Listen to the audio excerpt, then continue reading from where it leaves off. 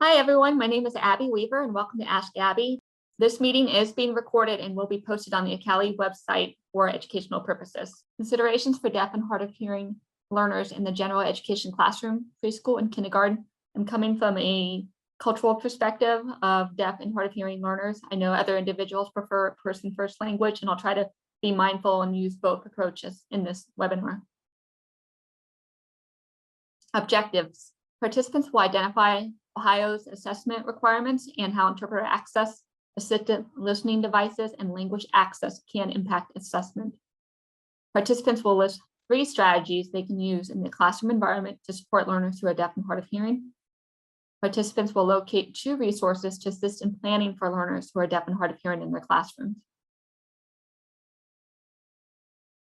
Considerations for the classroom: equipment check / daily sound check. First things first, if your students' hearing aids or microphones are not working, then they're not going to access instruction like they should. And you want to make sure that the equipment is working the best it can in optimal conditions, because sometimes your hearing aids may not sound as good as they should because of wax or moisture issues, and a little one's not going to be able to tell you that. Student choice and consent awareness related to devices. Just like you wouldn't grab someone's first cell phone or wheelchair, you should not be grabbing their cochlear implant or hearing aids or microphones without asking for permission. So even if I was still a little one, 3, you shouldn't just be grabbing my hearing aid and moving on with the morning daily sound check. You really want to involve me and have me give you my hearing aids. They're part of us, so don't just be grabbing and yanking them on or off as you're going through the days or the morning routines. Visual supports. This can be reducing some of the classroom clutter. Some classrooms have so much going on the walls and in the environment. And this could also be people popping up and getting down and moving around and getting things. That's a visual distraction, especially when you're visually scanning the environment. Auditory supports. This can be closing the classroom door, appropriately wearing the microphone. I use a Roger pen, but for any microphone, you want to make sure that's the proper placement for the best amplification clarity of the sound. I know microphones don't amplify, but they add clarity and distance to the message as to where you can hear versus hearing aid alone. That's a whole nother conversation. Wait time, processing time. It takes more to process information regardless of how it's coming at you. If you're watching sign language or you're listening to spoken English or you're doing a combination of both, you're constantly navigating, is this what I saw? Is this what I heard? What does this mean? It takes time. More processing time is needed for the deaf and hard of hearing student, but also if you have an interpreter in the mix, the interpreter has to have processing time to listen to your message, translate it, and then the student needs to watch it and have time to mentally process it and then give their answer. Modeling. This can be a variety of things. It could be modeling the appropriate use of technology, such as wearing the microphone, using closed captions or subtitles. Even in this early age group, you're modeling early literacy skills and the use of technology. Routines and structures are critical. The more routine and structure you have, the world is less chaotic and you can make more meaning of it. You can also hide within that routine and structure. So in my case, my family didn't know I was deaf until I was 3. My mom is old school. She had a very strict routine in the house. She was also a preschool teacher. I knew the routine in the household, but when we deviated, I didn't understand what was happening. And that's when things didn't go so smoothly in the Weaver household. Listening and speaking strand of expressive language. The listening and speaking strand includes American Sign Language. Many people may not realize this. It's a language, so however you're communicating or speaking, it's important to be monitoring how that's growing. Students with proper access to language can be on level with their typical peers. So a deaf and hard of hearing individual that has had a robust visual language environment, maybe they have deaf parents and they're using American Sign Language in the home and they're on level, awesome. You may have a family that's using spoken English in their home and they've had proper amplification and training and supports and therapy. Awesome. I'm kind of going to be focusing on the kids that show up that are not that lucky or blessed to have been given all the supports to be on level. There's a variety of reasons why you may be behind your typical peers. And in this case, we definitely need to look at specialized, expressive, and receptive language direct instruction needs to occur for those kids that are behind language-wise and not on par with their peers. Kindergarten assessment. Questions to ask while preparing for the KRA-R, Kindergarten Readiness Assessment Revised, which is an assessment in Ohio.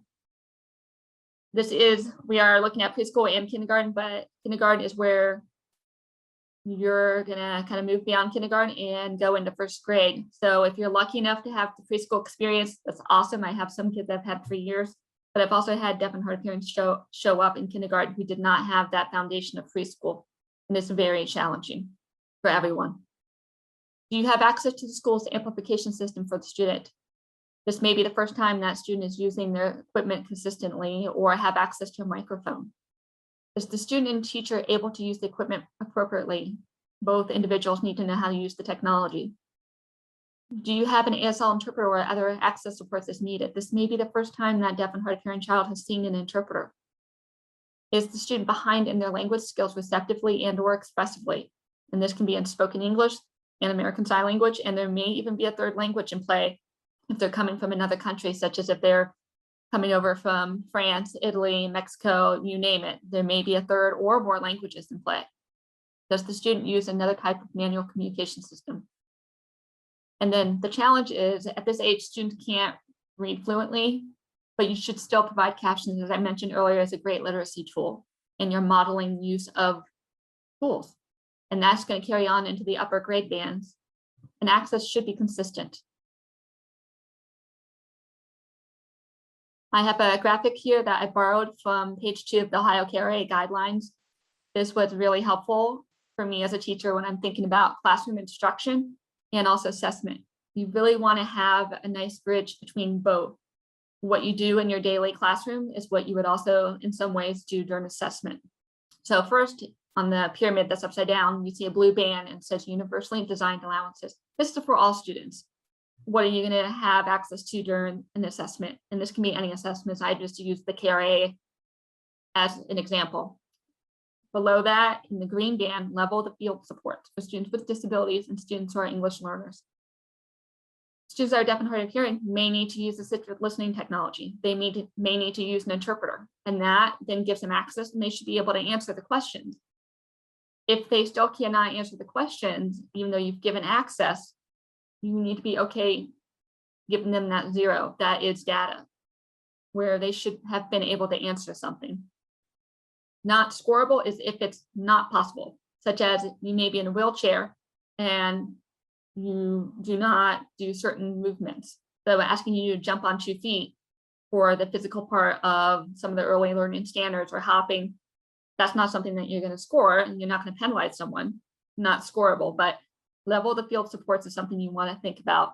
You also want to make sure that student has an IEP or a 504. Sometimes I've had kids show up after Christmas or after, when school starts with a hearing aid, and you're like, wait, where did that come from? You really need to connect with the special education team or department within your district. Also, something to kind of wrap your mind around, an English learner is someone who has another language. Maybe they're using Spanish and they might know Mexican or Spanish sign language. That would be an English language learner. But if you're just a deaf and hard of hearing individual that uses American Sign Language, even though American Sign Language is its own language, you're not considered an English learner. Communication and languages. Determine the level of language exposure, both expressively and receptively. You want to do this for all the languages are being used. So spoken English, American Sign Language, or there may be another. Students may be new to the use of an interpreter and or the use of assistive listening devices. I see this a lot with preschoolers and kindergartners. Use sign language to administer that item to a student who is deaf and hard of hearing. In his or her mode of communication, allow the student to gesture towards, touch, or use eye gaze. You want to acknowledge when a student's communicating. It may not be the standard traditional way, but you want to acknowledge that. Approximation can be in sign language and verbal utterances. So if I'm doing mom, slightly modified. Instead of mom, I'm doing mom because of my age, my fine motor skills. If you're consistent, I know that's mom, I'm going to count that. And again, allow for processing time, both visually and or auditorily, and be aware of eye gaze. And also make sure that assistive listening device is working properly during instruction, but also when you're doing any assessments. And you'll see an observational rubric item on the right side of the screen. You guys can reference that on your own later on. Use interpreters, the use of human signers. This is in quotation marks. I took this from the kindergarten readiness assessment, page 10 of the guidelines for allowable supports. I would caution you to be careful with human signers. You want to make sure that's a licensed educational interpreter on site that's familiar with the student in the classroom. They are there during instruction, the same person's there during the assessment. You're not just going to magically have an interpreter on the day of assessment.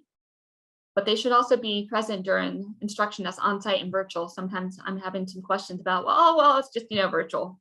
You should have an interpreter for any instruction that's happening if that's what the student needs. And then you want to be mindful of computer screens, projectors, iPads, any items on a table. Watch out for split focus attention. I've seen some situations where you've had the student, the teacher, and then the interpreter. So it's kind of like a tennis match. I watch my interpreter, I watch my teacher, I look down. That's a lot for me to navigate even at 40. You want to make it so it's a clean line of sight. So I've got my interpreter, I've got my teacher, and I've got my items. And then you're kind of allowing time for look and process where everything is. And then again, anytime you have a test or an assessment, you need to make sure that interpreter is trained and there's a lot of collaboration and communication going on. And interpreters will know this, but I want to share this with the audience. They should be using conceptually accurate signs.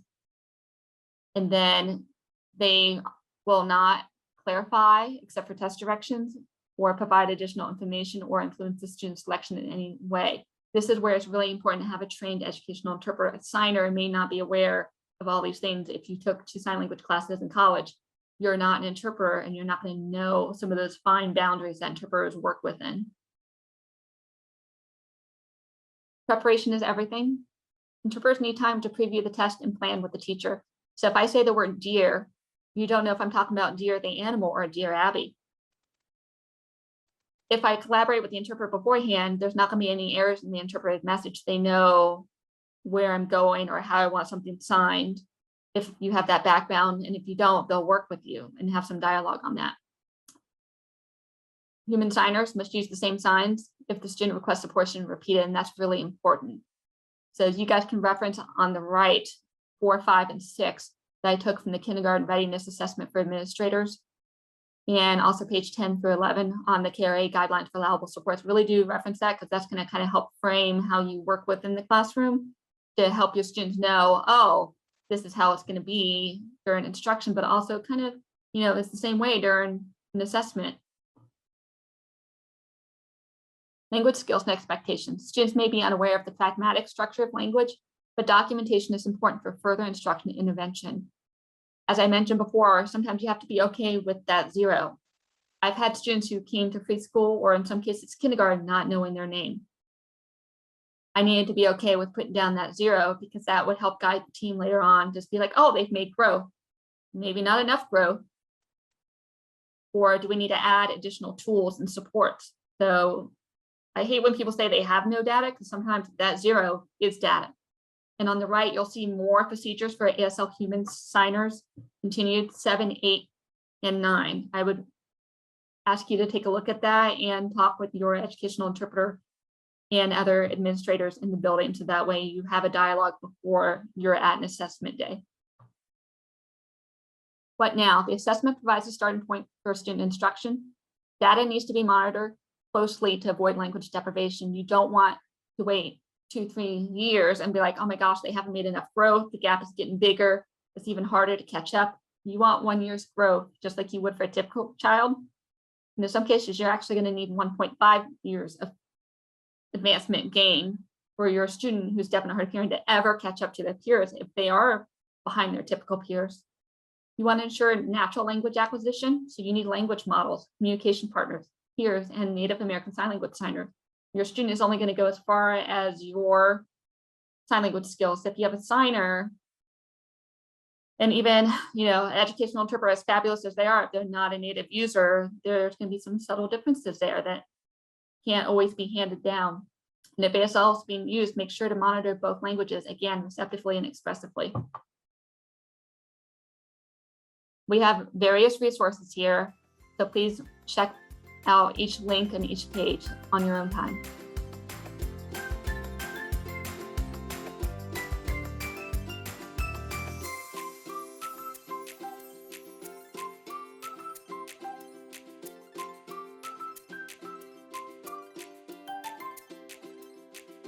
Thank you, and visit us at www.ocali.org.